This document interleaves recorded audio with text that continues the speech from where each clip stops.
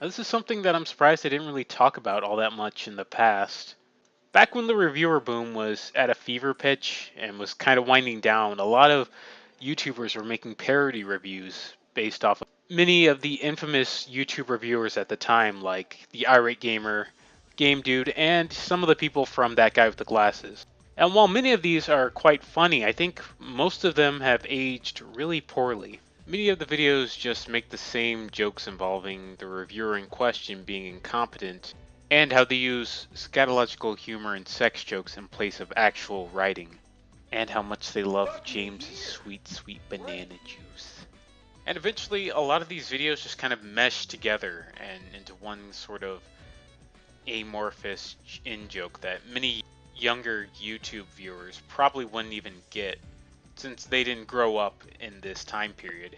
It's kind of one of those things that you had to really be there to understand. I just figured it out. Apparently you have to sit in front of your TV screen to see the game, and not behind it. Cowabunga piece of shit.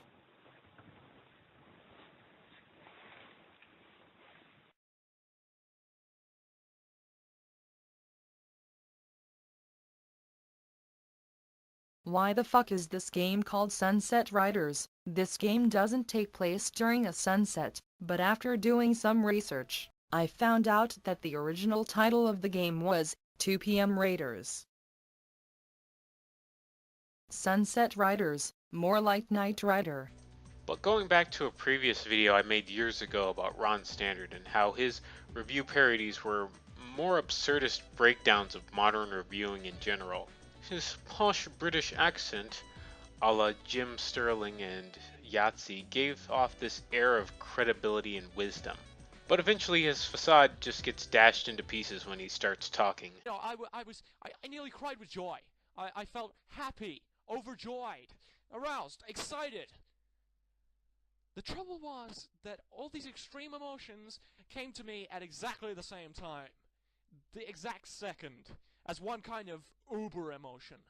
Thankfully, more of these joke reviewers are rising in popularity, like Seth and Empty Hero.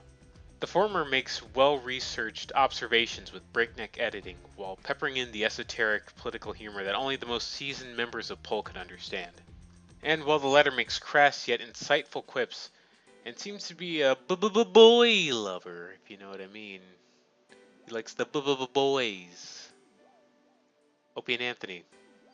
Empty Hero, why not Full Hero or something? Much like forming an actual review, making parody reviews are heavily comedic-based reviews.